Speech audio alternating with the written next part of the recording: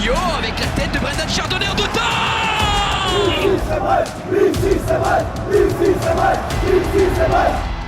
Ouest France et It West présentent toute l'actu du Stade brestois avec David Guézenec, Alexis Xaja et Laurent Frétinier. Un podcast présenté par Simon Rongoat, It West. Bonjour à toutes et à tous, ravi de vous retrouver pour ce nouvel épisode de 100% ISEF, votre podcast sur l'actu du Stade brestois. Rendez-vous est pris désormais chaque semaine les amis, parlez-en autour de vous, 100% ISEF, c'est tous les lundis. Nos experts sont là, à commencer par celui qui a croisé notre invité de la semaine prochaine en avant-première à Barcelone, s'il vous plaît. Salut Laurent Frétinier. Salut, ça va Simon? Comment va Nolan Roux, Laurent? Il est en forme, il a fait le déplacement effectivement à Barcelone pour voir son ancienne équipe et surtout il a participé à la fan walk, c'est comme un supporter lambda, vraiment sympa quand même de le croiser comme ça au milieu des supporters. Il est toujours resté dans l'esprit, Nolan Roux. Laurent, tu n'étais pas seul en Catalogne, il paraît que David Guézenec n'a même pas eu le temps de faire du tourisme sur place avec tout ce qu'il y avait à raconter. Salut David. Bonjour Simon, oui, quelques tapas et puis voilà, c'est tout quoi. Ouais, une petite tapas et puis s'en va. David Laurent, vous savez forcément pourquoi vous êtes revenu avec une défaite, parce qu'il manquait votre porte-bonheur, monsieur 100% victoire à l'extérieur en Ligue des Champions. Salut Alexis Xaja. Salut. Par contre, c'est pas la même en Ligue 1. Juste avant, je revenais d'une belle défaite à Monaco et c'était pas la même ambiance dans le stade. Mais t'étais de retour à domicile pour la réception de Strasbourg et ça s'est bien passé, comme par hasard. On va longuement y revenir sur cette belle réaction des Pirates. Et enfin, une bonne première période. Le changement de système également d'Éric Roy. Est-ce qu'on pourrait revoir ça dans les prochains matchs? Même question concernant Mathias Pereira-Lage, buteur et performant pour son anniversaire. Il a peut-être décroché une chance de jouer davantage. Focus également sur deux autres joueurs en vue samedi, le Cardinal et Aïdara. Et puis un autre qui tire le banc en ce moment, Romain Del Castillo en question dans ce podcast. On fera enfin un point comptable. Brest se donne de l'air sur la zone rouge. De là à regarder plus haut au classement, ce sera la question posée. Et puis le point noir, les blessures. Le milieu de terrain commence à faire la grimace. Allez, 100% ISEF, épisode 6, à l'ère hebdomadaire. On se retrouve chaque semaine, c'est parti. Ici c'est vrai, ici c'est vrai, ici c'est vrai, ici c'est vrai. 100% ISEF, toute l'actu du Stade brestois. L'USB 29 qui retrouve de l'allant, le sourire et se rassure. Victoire 3-1 contre Strasbourg après 3 défaites en Ligue 1 et une à Barcelone. Le retour à Le Blé après 4 matchs loin du Finistère a fait du bien, Laurent. Et oui, en effet, victoire assez probante, même malgré une deuxième mi-temps un peu plus compliquée, notamment après on en reparlera après le pénalty raté de Ludovic Ajorc, mais franchement, sans doute une des meilleures premières mi-temps de Brest cette saison et une victoire qui fait vraiment du bien dans les têtes, dans les corps, dans cette équipe un peu martyrisée et au bout du rouleau, et puis qui relance certains joueurs surtout. Il y a cette réaction brestoise, presque attendue, c'est ce que nous disent en tout cas les stats. Les Brestois sont en difficulté dans les matchs qui précèdent la Coupe d'Europe, aucune victoire en 5 matchs, mais ils assurent lorsqu'ils en reviennent, hormis l'accident à Montpellier, 4 victoires au retour d'un match européen. Pourtant, c'était pas si simple après les émotions à Barcelone. Écoutez, Éric Roy, satisfait. Ça fait toujours du bien quand on gagne de toute façon, ça c'est une certitude. Après c'est vrai que ça fait un petit moment qu'on l'avait pas fait, plus d'un mois je crois, donc c'était important, c'est vrai. Et puis la double satisfaction, c'est qu'on a réussi encore à gagner après un match Champions League, ce qui n'est pas facile, on l'a vu pour le Barcelone. C'est-à-dire que nous on a géré leur match et puis eux ils ont tout donné mardi, donc ils ont perdu, nous on en avait gardé sous la semaine. La petite vanne d'Éric Roy, effectivement Barcelone avait tout donné face à Brest et s'est cassé la figure en championnat ce week-end. Alexis, on l'attendait cette réaction, elle a eu lieu. Ouais, c'est ça. Surtout on scrutait les premières minutes du match, puisque c'est là où les Brestois avaient failli contre Nice, contre Montpellier, contre Monaco. Donc c'est sûr qu'on attendait pas mal cette réaction en première période et elle a eu lieu. Et ouais, pour le match après Barcelone, finalement c'est plus tellement une surprise, parce qu'on voit qu'ils arrivent à se remobiliser très vite. Brendan Chardonnay en conf nous disait que en zone mixte que pour lui c'est normal, c'était le métier de redescendre, et que même Barcelone, même les émotions folles qu'ils ont vécues cette semaine-là avec ce match historique, dès le lendemain ils arrivent à se remettre dedans, donc on peut le croire, puisque sur ce match-là ils ont été vraiment très performants pendant une bonne heure. Oui, mais cette fois David, on pouvait avoir un doute, parce que les précédentes bonnes performances après la Coupe d'Europe, c'était après des bonnes performances européennes. Cette fois c'était une défaite et malgré tout ils ont réagi. Oui, voilà, et puis on a du mal à croire qu'on laisse pas plus d'influx quand on va à Barcelone qu'ailleurs.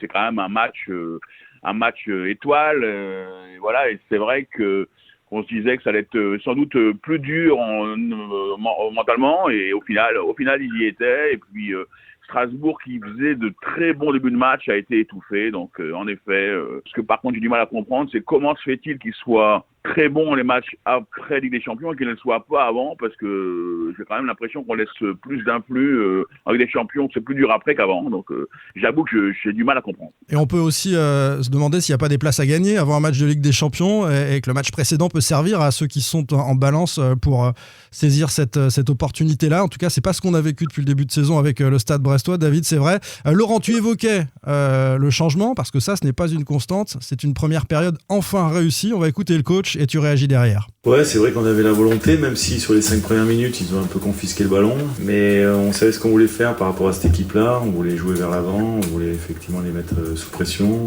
mettre le plus possible le ballon dans la surface adverse. Et à partir du moment où on a réussi à enclencher, justement, après derrière, on a été dangereux assez souvent. Donc, non, c'était plutôt une très bonne première période. Ça aurait pu être un match complètement abouti. Et je l'ai dit, si on avait réussi à faire le break avec ce 3-0, malheureusement, ça arrive. Il n'y a que ceux qui ne tirent pas les pénaltys qui n'auront jamais raté. Kenny, qui était tireur numéro 1 désigné, a laissé à Ludo. Quelquefois, ça a marché, notamment l'année dernière. Ben là, ça n'a pas marché. C'est vrai, quelque part, ça a failli se retourner contre nous. Mais en même temps, c'est ce que j'aime aussi dans mon groupe, c'est qu'il y a ce sentiment d'être bienveillants les uns envers les autres. Et ça, c'est important. La bienveillance ne paye pas toujours, c'est ce que nous dit Eric Roy, en tout cas sur l'affaire du pénalty. On y revient dans un instant sur le pénalty, mais sur l'intensité mise dans cette première période. Laurent, c'est une vraie différence avec les matchs précédents? Ouais, on a retrouvé l'ADN de l'équipe version Eric Roy, c'est-à-dire avec cette équipe qui presse haut, qui va vers l'avant. Cette bienveillance, ça s'est retrouvé dans la générosité des efforts, les faits les uns pour les autres quand même. Même si cette bienveillance n'a pas réussi sur le péno, franchement c'est le Brest qu'on aime voir, c'est le Brest un petit peu de la saison dernière quand même. Alors on va reparler du système après, mais c'est vrai qu'il y a eu quand même ces 5 premières minutes de début de match d'observation, puis très vite on a senti Brest aller, et puis alors c'est sûr que Strasbourg était pas flamboyant, hein, c'était très faible en première mi-temps. Mais ça reste Strasbourg reste une équipe dangereuse et il faut pas minimiser la performance brestoise en première mi-temps, comme dit David, surtout après l'influx lâché à Barcelone. Franchement, quand ils rentrent comme ça dans un match, alors après il faut surtout ils ont été vite récompensés et ça c'est important quoi. C'est vrai qu'il faut se récompenser quand on a des temps forts aussi importants. Penalty marqué en première période par Kenny Lala, et puis il y a ce deuxième penalty en début de seconde que Lala laisse à Jork, si on comprend bien ce que nous dit le coach. Vous allez me confirmer ça. Et comment vous appréhendez ce moment-là? Est-ce que c'est un coup de malice du coach Eric Roy de nous dire après le match c'est le symbole d'une équipe qui vit bien, on veut se faire des cadeaux, etc. Ou est-ce que il en veut un petit peu quand même si la victoire est là, à Ludovic Ajorc, de ne pas avoir scellé le résultat parce qu'on s'est fait peur ensuite sur la fin de la rencontre? Alors Simon, l'année dernière c'était contre Strasbourg, à Strasbourg, où Del Castillo avait laissé Madi Camara, il me semble que c'est à Strasbourg, le penalty pour qu'il mette son triplé. Donc voilà, il avait encore tenu cette bienveillance à l'époque. Mais David, souviens-toi, à ce moment-là, Roy, il avait été sur le bord du terrain, il était un peu foudrage de voir Del Castillo le laisser à Camara, et en conférence de presse, il avait rigolé en disant heureusement qu'il a mis. Là, il était plus détendu parce qu'il y avait aussi pareil, il y a eu la victoire, mais après, c'est vrai que ça aurait pu être un tournant ce penalty, parce qu'on a vu qu'après, mentalement, est-ce qu'il se disait, bon, on a eu la balle de 3-0, donc quelque part, est-ce que c'est fait? Je sais pas, mais en tout cas, c'est vrai qu'il y a eu après ce penalty raté, ça a été beaucoup plus compliqué pour Brest, mais après, ils avaient déjà 2 buts d'avance, donc ils avaient fait le job avant et ils ont été plutôt solides, même s'il y a ce but en fin de match. Malice de com ou réalité de la vie du groupe, cette solidarité évoquée par le coach? Ouais, alors moi, je pense qu'il y a un peu des deux, parce que il y a une vraie bonne entente dans ce groupe, mais Ajorc, il a pris le ballon tout de suite sous le bras et il n'a pas trop laissé le choix, j'ai l'impression. Alors, je ne sais pas ce qu'ils se sont dit, évidemment. Est-ce qu'il y avait cette envie entre anciens Strasbourgeois de marquer contre leur ancienne équipe? Après, oui, après, on peut enjoliver l'histoire quand tu gagnes le match 3-1. Après, on pourra reposer la question, savoir. Après, c'est quand même un épiphénomène. Mais c'est vrai que comme ce penalty raté, il a quand même changé la physionomie du match et la fatigue s'est beaucoup plus ressentie. Strasbourg a été plus plus percutant. Le coach de Strasbourg, qui est anglais, Rosenior, a dit que le flow du match avait changé. Moi, j'aime bien, c'est très musical pour une radio musicale comme It West. Et puis tu es anglophone, donc tu comprends parfaitement ce que veut dire le flow. Hein, mais David est hispanophone, donc je tenais à le souligner. Tiens, messieurs, on s'intéresse au coach puisqu'on parle de sa communication. On va cette fois évoquer ses choix tactiques.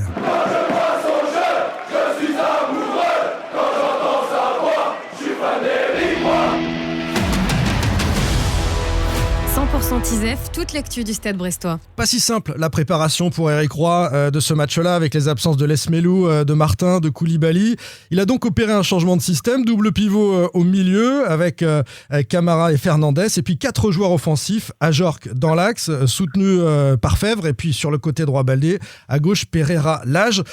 On va écouter le coach parler du double pivot d'abord, Camara-Fernandez, qu'il en a pensé. Il encense Mady Camara. J'avais décidé de passer avec un double pivot avec Eddy et Mady, qui aurait été très bon justement, et notamment Mady dans la zone de Nanasi, qui était un joueur certainement qui a fait un très très bon début de saison et qui a été très performant jusqu'à maintenant. Donc ce soir on l'a pratiquement pas vu. Mady s'est un petit peu sacrifié, on l'a moins vu offensivement justement dans cette capacité à se projeter, mais tactiquement il a rempli son rôle à merveille en étant assez proche de lui et en donnant un peu de sécurité à l'équipe avec ce double pivot dans la défense. Donc dans l'ensemble ça a pas trop mal fonctionné. Il y a quand même pas mal de satisfaction. C'est un choix gagnant, ce double pivot au milieu de terrain. Ça a bien fonctionné, ça a permis à Fèvre de se retrouver dans le cœur du jeu. C'est ça l'option tactique ? Ouais, c'était ça a super bien fonctionné. Bon, on était un peu surpris et curieux de voir comment allait fonctionner ce milieu de terrain, puisque Camara a joué très très bas très rapidement. On l'a vu même descendre dans la ligne des 4 défenseurs, de s'ajouter en 5e. Et c'est vrai qu'il avait l'air d'avoir comme mission de surveiller plus particulièrement Nanasi, et Eric Roy avait dit en conférence de presse avant qu'il aimait beaucoup ce joueur et que c'était un des principaux dangers de Strasbourg. Donc c'était un peu un rôle particulier pour Camara et il a été très très bon.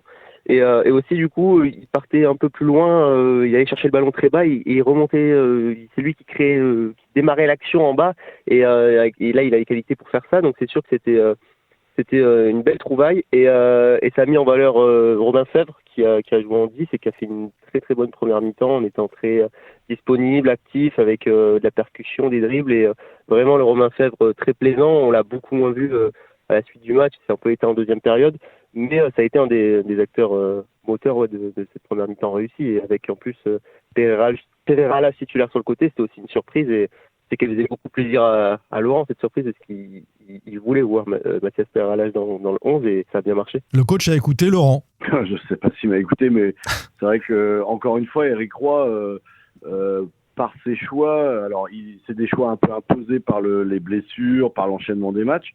Les blessures surtout, quand même, quand on perd Pierre Lesmelou, puis une semaine après, alors qu'on revient de Barcelone, Jonas Martin, ça fait plus beaucoup de solutions dans le milieu.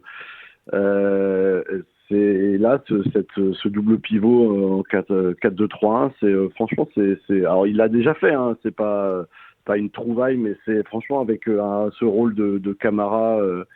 Et puis de laisser Magnetti sur le banc, sans doute parce qu'il avait besoin de souffler, mais ça fait aussi, ça laissait un banc quand même, un joli banc quand même, avec Magnetti, Del Castillo. Alors évidemment, je pense que c'est des choses, Del Castillo, il aurait préféré pas être sur le banc, mais ça fait, c'est se dire, et plus Sima aussi, ça faisait dire que si jamais ça se passait pas si bien que ça, il y avait quand même du 109 à apporter. Et d'ailleurs, ça a fait du bien en deuxième mi-temps, quand ils ont commencé à reculer. Choix offensif gagnant donc d'Eric Roy avec David, 2 joueurs relancés, Romain Fèvre dans une position axiale par rapport à son début de saison en demi-teinte et puis Pereira Lage.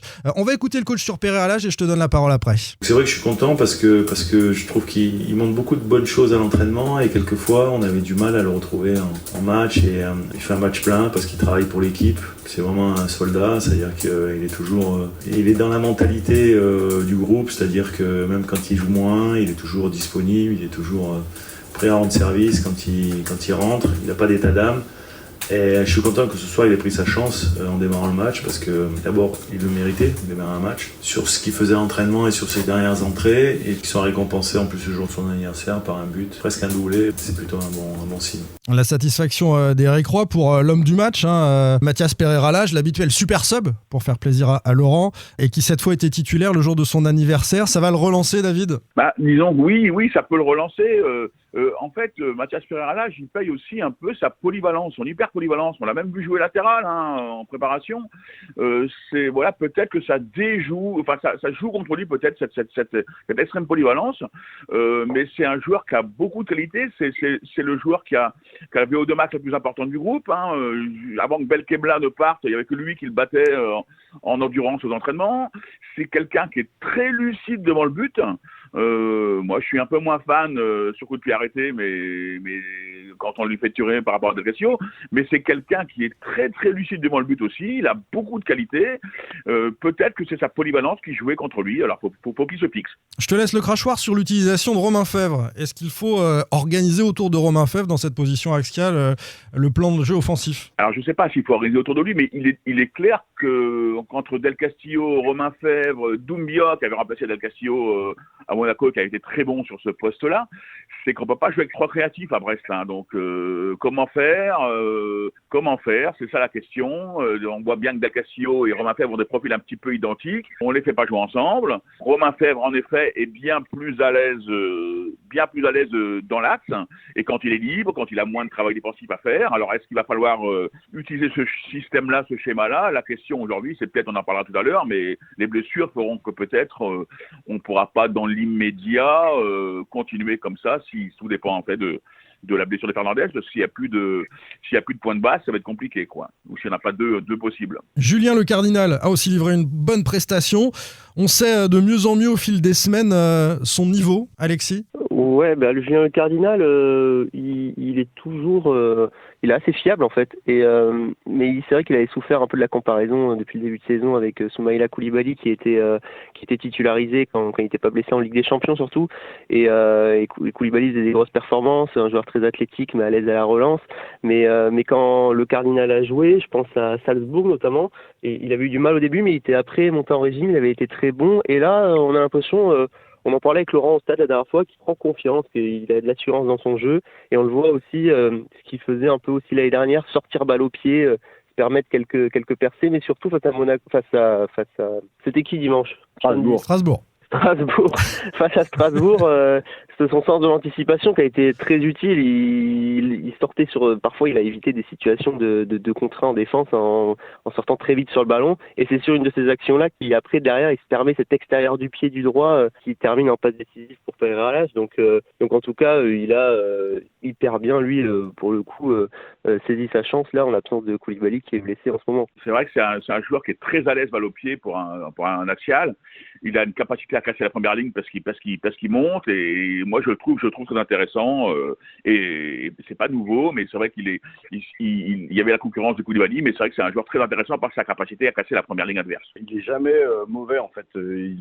Quand il est moins bien, il est quand même c'est quand même un joueur fiable en fait, comme dit Alexis, et franchement quand il est bon comme samedi, il est très bon quoi. C'est un peu des poncifs que je dis, mais moi je le trouve super intéressant quoi. Et ce qui est bien, c'est que pour la concurrence dans le groupe, c'est très fort parce que bon évidemment Chardonnay après quand Koulibaly reviendra, ça va avoir 3 défenseurs centraux de ce niveau-là, c'est pas trop, même si faut installer, c'est bien d'installer une charnière, ce sera bien aussi de faire se souffler à un moment ou à un autre certains joueurs. Je pense que Ndiaye en revanche est un cran en dessous quoi. Je te laisse le micro pour parler d'Aïdara, Laurent Massadio, qui à ma vie hors du groupe, donc va profiter de ça notamment et qui lui aussi tient son rôle. Oui, alors il était attendu à ce niveau-là, il a mis un peu de temps à y arriver, mais on savait que ce joueur avait ce potentiel-là, et là il fait son meilleur match ou un de ses meilleurs matchs. Il provoque un penalty, ça prouve qu'il s'est projeté haut dans la surface. Il a été très bon en défense, il a éliminé des joueurs. Il a eu parfois il a assez peu de pertes de balles, alors que c'est parfois un petit peu quand Brest subit, c'est un peu son défaut. Mais alors c'est sûr qu'il y a un fossé comme le Grand Canyon entre lui et Amavi. s'il est capable d'enchaîner, parce que c'était un petit peu son souci, c'est un joueur très athlétique, assez musculeux, qui a parfois eu des soucis musculaires, il en a d'ailleurs eu il n'y a pas si longtemps que ça. S'il est capable d'enchaîner, évidemment, il sera numéro 1 au poste jusqu'au retour de Bradley Loco. Alors ça, c'est pas pour demain. En championnat, il peut être doublé par Luc Zogbé. À ma vie, s'il n'avait pas la Ligue des Champions, il serait à la cave totale, parce que de toute façon, il mérite d'y être. Bon, après, peut-être qu'il sera piqué et que lui aussi reviendra à un niveau plus correct, mais en ce moment, Aïdara, c'est franchement intéressant. Allez, messieurs, on parle d'un joueur qui est un petit peu au fond du trou, alors pas au fond du Grand Canyon quand même, mais dans une mauvaise passe sur ce début de saison. C'est Romain Del Castillo. Il était sur le banc contre Prague, Montpellier et Barcelone, sorti à la mi-temps à Monaco. Il était encore remplaçant contre Strasbourg. Vous le dites régulièrement, Eric Roy est très exigeant avec lui. On écoute le coach. Parce que je sais ce dont il est capable.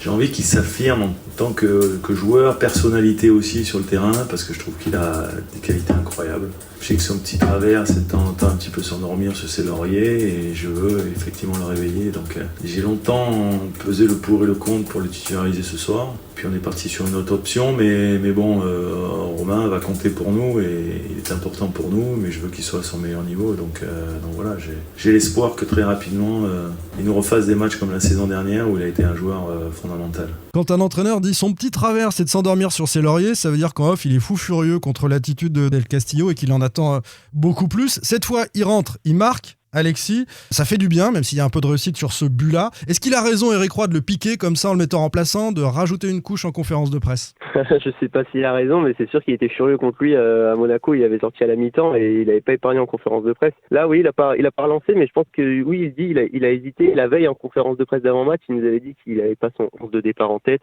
et que c'était assez rare à 24 heures du match. Mais c'est sûr qu'en tout cas, de se passer de Del Castillo sur plusieurs matchs comme ça prouve aussi que Eric Roy a confiance en son groupe, parce que Romain Del Castillo, ça reste un joueur très important, très bon, et quand il est en forme, en tout cas, c'est un joueur qui peut débloquer un match à lui tout seul avec sa qualité de centre, de passe, sa qualité technique. Mais c'est vrai que depuis le début de la saison, il n'est pas aussi performant qu'il a pu l'être, notamment la saison dernière où il avait été un des artisans de la très très belle saison. Après, oui, je pense que l'idée, c'est de le piquer et que lui se remette un peu en question et voit qu'il y a aussi d'autres solutions.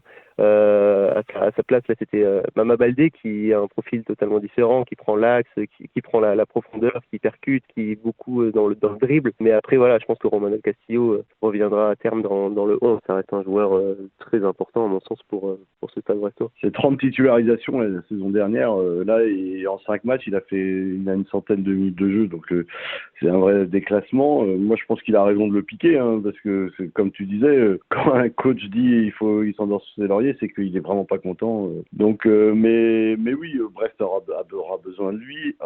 Mais comme disait David, c'est comment le faire jouer en même temps que Fèvre, que tu dois aussi relancer, et qui sait d'ailleurs relancer un peu samedi. Donc voilà, Roy est coutumier des bons coups stratégiques, mais là moi je vois pas, j'avoue que je sèche pour les faire jouer ensemble. David, est-ce que ça peut faire match déclic? Est-ce que ça peut lui permettre de lancer sa saison à Lille notamment? Est-ce qu'il faut le faire jouer à Lille? Oui, il faut le faire jouer. C'est voilà, comme disait Alexis, c'est par sa qualité de passe et de centre, c'est un joueur extrêmement important. Après, oui, il faut aussi il a été piqué aussi souvent l'année dernière parce qu'il faisait pas assez les efforts défensifs. Roy lui a dit c'est une canaille parce qu'il a un moteur plus gros que ça. Il peut faire plus d'efforts. Oui, il faut le relancer. C'est pour moi. Enfin, après, oui, c'est la question, c'est Fèvre ou Del Castillo, puisque c'est deux joueurs qui ont énormément de talent, mais qui, pour les faire jouer ensemble, là, ce serait un sacré casse-tête de trouver un système qui leur permette tous les deux de jouer ensemble. C'est un peu l'un ou l'autre, là. Allez, justement, on parle de ce match de Lille et on fait un point sur le classement.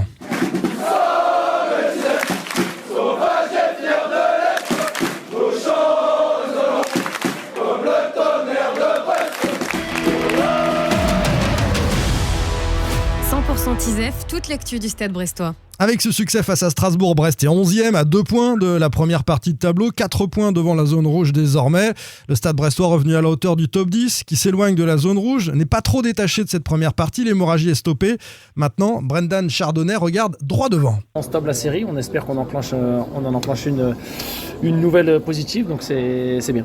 On est resté tranquille, mais bien sûr que quand on perd des matchs, on n'a qu'une envie, c'est d'en regagner le plus rapidement possible. Donc oui, on avait à cœur de gagner, et justement d'enclencher une série positive. Et maintenant, on est gourmand pour nos Brestois. On les espère dans le top 10. C'est d'ailleurs la question qu'on a posée sur la page Facebook. Abonnez-vous à la page Facebook 100% TISEF. Est-ce que les TISEF peuvent s'installer dans la première partie du classement ? Les 3/4 des supporters qui ont répondu, 75%, disent oui, le top 7 n'est pas si loin. 25% pour Brest est à sa place dans le ventre mou. Et non, Brest va jouer le maintien. 2%. Tout le monde est très optimiste en matière de maintien du stade brestois. Messieurs, que peut viser le stade brestois 29 après ce succès, Alexis ? C'est sûr que quand on les voit jouer comme hier, on se dit qu'il y a la qualité dans ce groupe pour viser un peu plus haut. Au-delà de parler des places européennes, déjà un ventre mou un peu plus confortable, 10e, 9e ou 8e, mais faut rester prudent parce que la semaine dernière, on n'était pas trop dans cette optique et on regardait plutôt derrière. Et d'ailleurs, Brest a bien fait de gagner contre Strasbourg puisqu'on voit que Toulouse a gagné, que Angers a gagné derrière. Donc en fait, ils n'ont pas une si grosse marge non plus. Je crois que l'avant-dernière place est à 4 points. C'est aussi qui le sépare du top 7. Donc voilà, on pensait que c'était un match bascule, mais oui, il fallait le gagner, mais ça n'a pas tellement changé les choses. Il va falloir enchaîner pour espérer vraiment se sortir de cette lutte pour le maintien. Mais en tout cas, oui, il y a de la qualité dans ce groupe et on se dit que ça devrait le faire de façon pas trop compliquée. Mais avec l'enchaînement de la Ligue des Champions, c'est toujours que Brest perd des plumes, en tout cas depuis le début, avant les matchs de Ligue des Champions. Donc je pense que le match contre Lille sera hyper important parce qu'un petit exploit là-bas, vu la forme des Lillois, ça permettrait vraiment de se projeter sur une suite plus positive. Sur 6 points, puisque c'est Nantes derrière pour le stade brestois. Blague à part, David, est-ce que tu es aussi optimiste que les supporters ? 73% à dire que le top 7 n'est pas si loin. Alors le top 7 n'est pas si loin, mais les dernières places non plus. Je suis pas si optimiste que ça, moi. Enfin, tout est envisageable, quoi. On voit bien dans le championnat, tout est possible. Ils ont eu un mal fou à battre le Havre, faut pas l'oublier, à Le Blé, contre Toulouse aussi, même si Toulouse a plus de qualité que le Havre, mais le Havre ne montre pas énormément de qualité offensive, et pour Brest, ça a été très compliqué. Ouais, c'est un coup ça va, un coup ça va pas. À l'extérieur, il faudrait que ça aille un petit peu mieux quand même. On va voir Lille, c'est en effet un très très gros test pour Brest. C'est assez compliqué de dire ce qu'ils peuvent faire dans le championnat où tout le monde peut battre tout le monde et où eux aussi peuvent battre un peu tout le monde et perdre un peu tout le monde. Donc moi, j'ai aucune visibilité sur leurs possibilités pour le moment. Voyons si Laurent Frétinier est sujet à l'enflammade. L'enflammade, avec là en fait, il cumule les deux choses. C'est-à-dire qu'il faut, c'est un match pré-Ligue des Champions où ils ont jamais gagné. C'est un déplacement et en plus c'est un gros. C'est Lille qui est sur 13 matchs qui reste sur 13 matchs sans défaite quand même. Sa dernière défaite remonte au 17 septembre contre le Sporting Lisbonne qui n'est pas le premier venu. Oui, on l'a su après d'ailleurs que le Sporting c'était pas un simple accident pour Lille mais que c'était une belle équipe en face. Ouais, il y a avec en plus un des attaquants européens les meilleurs là, Gokieres qui est le meilleur buteur européen en ce moment. Oui, Lille, alors ils ont concédé un match nul. Ils ont une faiblesse, c'est qu'ils ont du mal. Ils se font plusieurs fois, ils se sont fait rattraper. Ils font pas mal de matchs nuls. Ils se font souvent rattraper dans les fins de match. Voilà, ça c'est un peu la marque Genesio. Quand il était à Rennes aussi, ça lui arrivait. Mais ça reste un sacré morceau chez lui. Mais voilà, comme disait Roy, il est temps maintenant de faire une bonne performance sur un match d'avant Ligue des Champions. Donc, si ça pouvait être vendredi à 19h, Stade Permeroy, ce serait pas mal, hein, parce que même un point, ça serait franchement formidable. Parce que comme dit David, le barragiste et le Havre, ils sont à 4 points. Derrière, Strasbourg est toujours à 13, Rennes a pris des points. C'est vrai que c'est un championnat très très très serré, quoi. Le Lille de Genesio avec un coach, je sais pas si vous avez vu l'image ce week-end, mais plutôt nerveux, qui a failli courser un adversaire après avoir pris le ballon dans le genou. Donc il faut aller l'asticoter un peu, Bruno Genesio. Il est peut-être un peu tendu en ce moment pour nos Brestois. Blague à part, un point noir sont les blessures. On l'a évoqué rapidement tout à l'heure. Fernandez blessé à la 50e. Est-ce que c'est inquiétant cette blessure-là, parce que le milieu a tendance à être décimé en ce moment. Martin, longue durée, Lesmelou, encore un petit mois. Ça va être compliqué pour Brest avec cet enchaînement de continuer sans se renforcer au mois de janvier. Alors avant de parler du mercato d'hiver, là, sur les 2 derniers matchs, on va continuer à bricoler. Hein. Disons que c'est vrai que Fernandez, le souci, c'est que son système en double piston, si Fernandez est blessé, il peut plus l'utiliser. Hein, donc voilà, ça va être compliqué. Je crois que c'est une torsion de la cheville, hein, donc attends à voir un peu ce qu'il en est. Si c'est une torsion de la cheville, ça durera peut-être pas trop longtemps. Si ça vient à durer, en effet, il n'y a plus de point de basse, donc ça va être compliqué. Hein. Mercato ou pas mercato, Alexis ? Si Fernandez, c'est pas grave, je sais pas, peut-être qu'il ils verront une opportunité de marché. Mais après, au milieu de terrain, il y a quand même du monde si Fernandez est là. Enfin, je sais pas en fait. Et surtout, je sais pas quel moyen aura le Stade Brestois cet hiver pour recruter. Mais si Lesmelou, les délais annoncés d'un mois se respectent et qui revient en janvier, début janvier, voilà, il y aura juste entre guillemets que Jonas Martin qui devrait être sur la touche, puisque Eric Roy a annoncé que ça pourrait être très long pour lui. Donc avec Lesmelou et Fernandez, je pense que Brest serait encore outillé, mais c'est vrai que s'il y avait déjà 2 absents de longue durée et que Fernandez était un peu plus grave que prévu, la question elle se poserait, puisque là pour le coup un profil de sentinelle, il n'y en aurait plus, ou en tout cas, il n'y aurait pas de doublure, c'est sûr. Surtout, Laurent, que l'aventure en Ligue des Champions va se poursuivre un peu, donc il va y avoir cet enchaînement de matchs qui va continuer. Il y a déjà sûr 2 matchs en janvier de Ligue des Champions. S'il passe le Tour de Coupe de France le 21 décembre, il y aura aussi de la Coupe de France en semaine. Donc un nouveau bloc de 7 matchs et qui devrait être suivi en février de la même chose, sauf peut-être la Coupe de France, enfin ça on l'espère, mais parce que les barrages c'est presque dans la poche. Bon, on va quand même pas, on va rester un peu prudent, mais bon, oui, ça fait. Et Lesmelou, 4 semaines, ils étaient quand même assez prudents en parlant de 4 semaines. Et puis ce qui m'inquiète, c'est que c'est une blessure au même endroit. Ça a beau être un cheveu, comme dit Eric Roy, la taille d'un cheveu, c'est ce qui est inquiétant, c'est que c'est une récidive au même endroit, alors que c'était une blessure longue. Franchement, ça prouve une fragilité, quoi. Donc, est-ce qu'il faut pas se parer d'une éventuelle, et puis ménager un peu aussi le joueur en le faisant un peu moins jouer, je sais pas, s'il y a vraiment une opportunité de mercato, ou un prêt ou quelque chose. Moi je trouve que ils ont recueilli un peu de sous quand même avec la Ligue des Champions là, avec les 10 points, c'est 7 millions d'euros, donc je dis pas qu'il faut prendre un milieu à 7 millions d'euros, mais il y a quand même de quoi voir venir. Alors après il faut aussi un latéral, donc mais comment mais ouais, je sais pas, franchement on va attendre la blessure, d'avoir des essais sérieux pour Lesmelou, mais c'est clair que le milieu est décimé, et si Fernandez n'est pas là vendredi,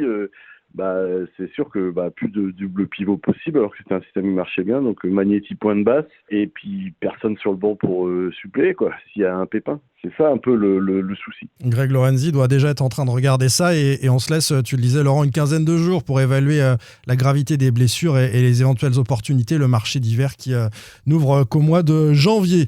Rendez-vous lundi prochain. Retenez bien, c'est toutes les semaines maintenant dans 100% TISEF, avec le retour de Tom Rossi. Bon rétablissement à lui, il reprendra les commandes lundi. Merci à tous les 3. On débriefera lundi prochain ce Lille-Brest vendredi à 19h pour le coup d'envoi de la rencontre. Merci David Guézenec. Merci Simon. Merci Laurent Frétinier. Merci, à bientôt, et puis bon courage pour Nantes. Je te remercie. Merci Alexis Saja. Merci, à plus. Salut. Salut, bonne semaine. Ici c'est vrai, ici c'est vrai, ici c'est vrai, ici c'est vrai, ici c'est vrai, ici c'est vrai, ici c'est vrai. 100% Tibraise, toute l'actu du Stade Brestois.